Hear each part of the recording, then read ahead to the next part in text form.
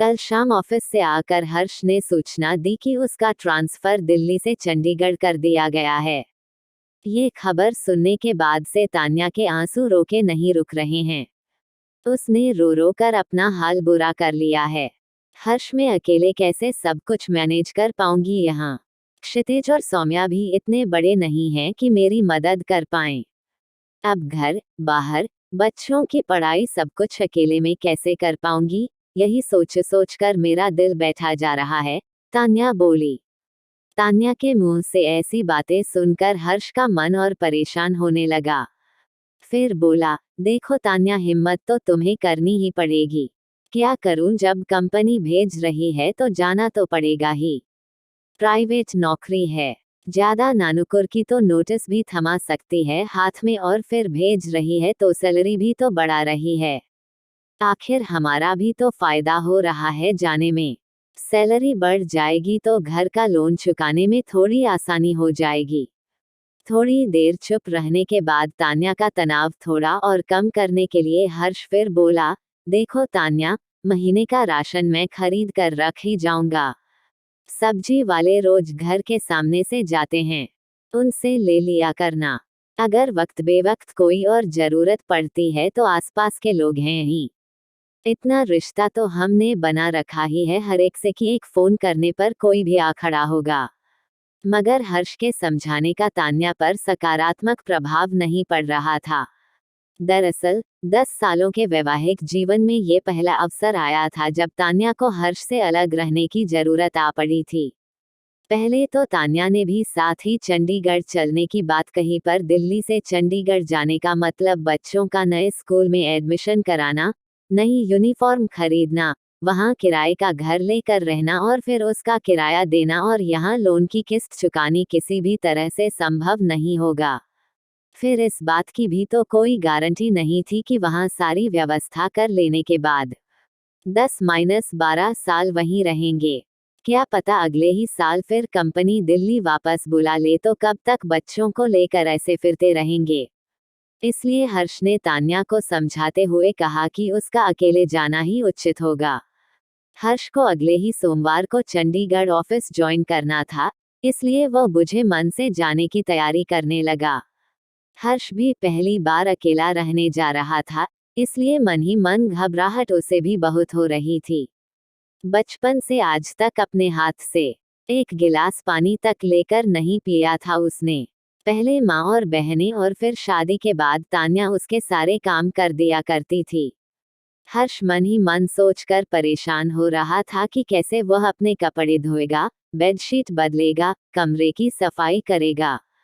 खाना नाश्ता तो बाहर कर लेगा या टिफिन लगवा लेगा, पर कभी चाय पीने का मन हुआ या बीच में भूख लगी तो क्या करेगा।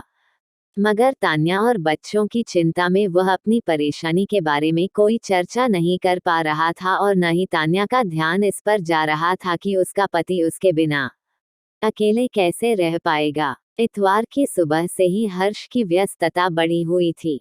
अपने सामान की पैकिंग के साथ साथ वह इस बात का भी ख्याल रख रहा था कि उसके जाने के बाद घर में किसी चीज की कमी न रह जाए, जिसके लिए तान्या को बच्चों को लेकर बाजार के चक्कर लगाने पड़े। राशन, सब्जी, फल, मिठाई आदि एक चीज वह घर में लाकर रखता जा रहा था। शाम होते होते तान्या का उतरा चेहरा देखकर उसका दिल ये सोचकर घबराने लगा कि कहीं उसके जाने के बाद तान्या की तबीयत न खराब हो जाए। तान्या, कुछ दिनों के लिए मम्मी को आने के लिए कहूँ क्या? तुम्हें देखकर मुझे चिंता हो रही है कि तुम अकेले रह पाओगी या नहीं। हर्ष, सोच तो मैं भी रही थी कि मम्मी जी आ जाती कुछ दिनों के लिए मेरे पास तो ठीक रहता, पर वहाँ भी तो टिंकी और पापाजी को परेशानी होगी उनके बिना। यही सोचकर मैंने कुछ कहा नहीं। हाँ वह तो है, फिर भी एक बार बात करके देखता हूँ। मम्मी से कहता हूँ कि 4-5 दिनों के लिए आ जाएं। फिर शनिवार को मैं आ ही जाऊंगा। आगे की आगे देखेंगे। हर्ष ने अपनी माँ से बात की तो बेटे बहू की समस्या सुनकर विचलित हो गईं। बोली कि वे यहाँ की व्यवस्था समझाकर कल ही दिल्ली आ जाएंगी। रिंकी और उसके पापा मिलकर एक सप्ताह गुजार लेंगे किसी तरह से। मम्मी जी आ जाएंगी, ये सुन तान्या ने राहत की सांस ली और फिर उसने हर्ष की अच्छी तैयारी कराकर नम आंखों से दूसरे दिन उसे चंडीगढ़ के लिए विदा किया। बात नौकरी और जीवनयापन की थी, इसलिए न आने का कोई विकल्प नहीं था हर्ष के पास, पर सही माने में मन ही मन वह बहुत परेशान था। एक तरफ तान्या और बच्चों की चिंता तो दूसरी तरफ अपने बारे में सोच सोच कर परेशान हो रहा था कि बिना तान्या के कैसे रहेगा। एक सप्ताह तक तो कंपनी के गेस्ट हाउस में रहना था, तब तक तो खैर कोई समस्या नहीं होनी थी, पर इसी सप्ताह में उसे अपने लिए किराए का घर लेकर रहने की पूरी व्यवस्था करनी होगी। दसियों झंझट होने थे उसमें। घर खोजो, कामवाली खोजो, समय पर कपड़े धोकर प्रेस करने को दो। तान्या के होते ये सब काम इतने कठिन होते हैं उसे कभी एहसास ही नहीं हुआ था। अपने घर में तो आज तक उसने कभी कामवाली से बात तक नहीं की थी। अब कैसे उससे बात करेगा?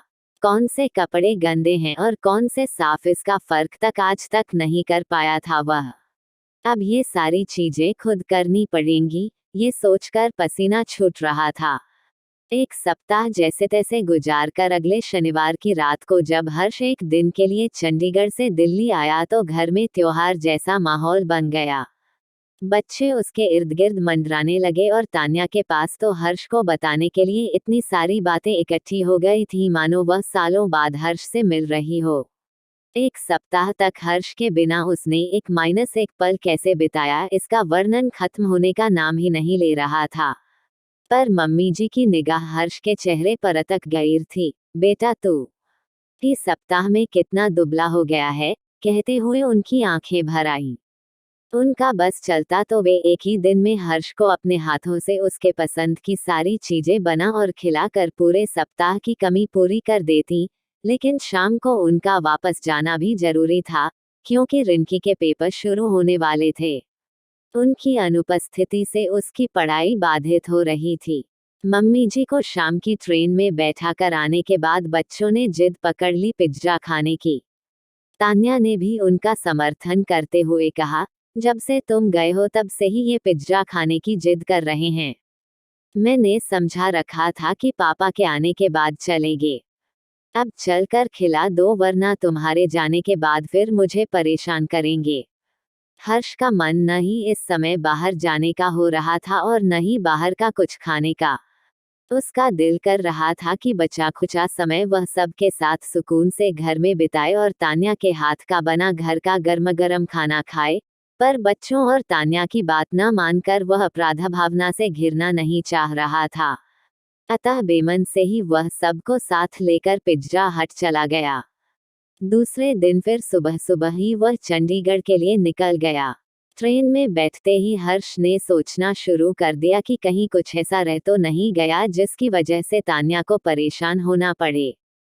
पर जब उसे ऐसी कोई बात याद नहीं आई तो उसने सुकून के साथ सीट पर सिर टिकाकर आंखें बंद कर लीं। चंडीगढ़ जाने के साथ ही हर्ष की जिंदगी से आराम और सुकून शब्द गायब हो गए। अब तक शनिवार की शाम से लेकर सोमवार की सुबह तक जो सुकून के पल हुआ करते थे, अब तो वही पल सबसे ज्यादा भागदौड़ वाले बन गए। ऑफिस से छूटते ही वह स्टेशन की ओर भागता, फिर ट्रेन से उतरकर ऑटो पकड़कर घर पहुंचता। तब तक बच्चे तो सो चुके होते थे, इसलिए बच्चों के साथ वक्त बिताने की खुशी में वह सुबह जल्दी उठ जाता। फिर सारा दिन साप्ताहिक खरीदारी या बच्चों को घुमाने फिराने में निकल जाता। फिर सोमवार की सुबह शताब्दी पकड़ने के लिए सुबह 5 बजे ही नहा धोकर तैयार होकर उसे घर से निकलना पड़ता था। तान्या अकेली है ये सोचकर बीच बीच में उसके सास ससुर चक्कर लगा जाते थे, पर चूंकि वे भी अभी नौकरी करते थे, इसलिए ज्यादा दिन रुकना संभव नहीं हो पाता था। एक शनिवार जब हर्ष घर आया तो घर पर तान्या की मां सारिका जी उसके साथ रहने के लिए आई हुई थी। तान्या के मुंह से उसकी परेशानी सुनकर वे कुछ दिनों के लिए उसके पास रहने को आ गई थीं। हर्ष को देखते ही उनके चेहरे पर चिंता की लकीरें खींच गईं। हर्ष बेटा, आपका स्वास्थ्य इतना गिर कैसे गया है? चेहरे से रौनक ही गायब हो गई है। अभी 2 महीने पहले जब आपसे मिली थी तब तो आप ऐसे नहीं थे। क्या खाने पीने का सही इंतजाम नहीं है वहां पर? नहीं मम्मी जी, खाना पीना तो सब ठीक है वहाँ पर, बस घर से दूर हूँ तो बच्चों की याद सताती रहती है। बस इसी वजह से आपको ऐसा लग रहा होगा। अब आज घर आया हूँ तो कल देखिएगा मेरा चेहरा भी चमकने लगेगा। दूसरे दिन सुबह से ही हर्ष फिर घर की व्यवस्था और बच्चों की फरमाइशें पूरी करने में जुट गया। डिनर के लिए जब फिर सब ने बाहर का प्रोग्राम बनाया तो सारिका जी ने रोकते हुए कहा कि कल सुबह ही हर्ष को निकलना है तो इस समय सब घर पर ही रहो, घर पर ही बनाओ खाओ। मगर बच्चे नहीं माने तो सारिका जी ने कहा, ठीक है, तुम सब जाओ, मैं नहीं जाऊंगी, मैं अपने लिए यहीं कुछ बना लूंगी। निकलते निकलते हर्ष ने कहा, मम्मी जी, आप अपने लिए जो भी बनाइएगा उसमें 2 रोटियां मेरी भी बना दीजिएगा, मैं भी घर आकर ही खा लूंगा, बाहर का खाना खा खा कर मन भर गया है मेरा। सारिका जी ने उस समय तो कुछ नहीं कहा, लेकिन दूसरे दिन हर्ष के जाने के बाद तान्या को आड़े हाथों लिया। तान्या, तुझे क्या लगता है हर्ष की पोस्टिंग दूसरे शहर में हो गई है तो उसमें उसका कोई गुनाह है? तुझे यहाँ अकेले रहना पड़ रहा है तो इसमें उसका कोई कसूर है? क्या सोचती है तू? क्या अकेले रहने से परेशानियों का सामना केवल तुझे ही करना पड़ रहा है? हर्ष बड़ा ऐश कर रहा है वहां पर। कैसी बीबी है तू कि तुझे उसका खराब हो रहा स्वास्थ्य और ढलता जा रहा चेहरा नहीं दिख रहा है? देख रही हूँ एक दिन के लिए इतनी दूर से बेचारा भागा भागा बीवी बच्चों के पास रहने के लिए आया और सारा दिन तुम लोगों की जरूरतें और फरमाइशें पूरी करने में लगा रहा। एक पल भी चैन से नहीं बैठ पाया। क्या उसके शरीर को आराम की जरूरत नहीं है? पर माँ, मैंने ऐसा क्या कर दिया जो आप इतना नाराज हो रही हैं मुझ पर? आपको ऐसा क्यों लगने लगा कि मुझे हर्ष की चिंता नहीं है? ऐसा क्या देख लिया आपने जो मुझे इतना डांट रही हैं? देख तान्या, जब से हर्ष चंडीगढ़ गया है तब से मैं तेरे मुंह से बस यही सुनती आ रही हूँ कि मैं अकेले कैसे रह रही हूँ, यह मैं ही जानती हूँ। मुझे कितनी परेशानियों का सामना करना पड़ रहा है कि क्या बताऊं। ये बात तू अपने मायके, ससुराल के एक इंसान को बता चुकी है। अकेले रहने की वजह से तुझे कितनी तरह की परेशानियां हो रही हैं, पर एक बार भी मैंने तुम्हें हर्ष की चिंता करते नहीं सुना। एक बार भी मैंने तेरे मुंह से यह नहीं सुना कि हर्ष वहां क्या खाता होगा। पता नहीं मनपसंद खाना मिलता भी होगा उसे या नहीं। उसके कपड़े कैसे धुलते और प्रेस होते होंगे। शाम को थका हारा घर आता होगा तो कप चाय की जरूरत होती होगी तो क्या करता होगा। बेचारा एक दिन के लिए घर आता है और उस एक दिन भी तू उसे एक पल भी आराम से बैठने नहीं देती। सारा दिन किसी न किसी काम के लिए दौड़ाए रहती है उसे। क्या इतनी पढ़ी लिखी होने के बावजूद तू हर्ष के बिना घर गृहस्थी के अपने छोटे बड़े काम नहीं कर सकती? माँ, मैं कर तो लेती पर आप तो देख ही रही हैं कि क्षितिज और सौम्या इतने छोटे हैं कि इन्हें लेकर बाजार जाना खतरे से खाली नहीं है। और बाहर खाना और घूमना घुमाना तो बच्चों की फरमाइश पर करना पड़ता है। मैं थोड़े ही कहती हूँ जाने को, तान्या ने रुआसे होते हुए कहा। इस पर सारिका जी ने उसे समझाते हुए कहा, देखो बेटा, मैं समझ रही हूँ कि हर्ष के जाने की वजह से तुझे परेशानियों का सामना करना पड़ रहा है, पर तू केवल अपनी ही परेशानियों के बारे में क्यों सोचती रहती है? क्या ये खुदगर्जी नहीं है तेरी? मेरी नज़र में तो तुझसे ज्यादा परेशानी हर्ष को उठानी पड़ रही है। तुझसे तो केवल हर्ष दूर गया है, पर हर्ष से तो घर, बीवी बच्चे, घर का खाना, घर का सुकून सब कुछ छिन गया है। एक दिन के लिए आता भी है तो तुम सब के लिए ऐसे परेशान होता है जैसे कोई गुनाह करके लौटा है। तू पढ़ी लिखी और समझदार है। तुझे चाहिए कि बच्चों को स्कूल भेजने के बाद बाजार जाकर सारा सामान लाकर रख ले ताकि कम से कम रविवार को तो दिन भर हर्ष आराम से रह सके। और तुझे शुरू से पता है कि हर्ष को तेरे हाथ का बना खाना ही पसंद है, बाहर के खाने से वह कतराता है। फिर भी तू रविवार को भी उसे बजाय अपने हाथों से बनाकर खिलाने के बाहर ले जाती है। बच्चों को पिज्जा बर्गर खाना हो तो तू ही ले जाकर खिला आया कर। माँ की बात सुनकर तान्या को एहसास हुआ कि सचमुच वह बहुत बड़ी गलती कर रही थी कि हर्ष के जाने से समस्या केवल उसे हो रही है। हर्ष की परेशानियों के बारे में न सोचकर वह इतनी खुदगर्ज कैसे बन गई उसे खुद ही समझ में नहीं आ रहा था। अगले शुक्रवार को बच्चों को स्कूल भेजकर घर के सारे छोटे बड़े कामों की लिस्ट बनाकर तान्या घर से निकल गई।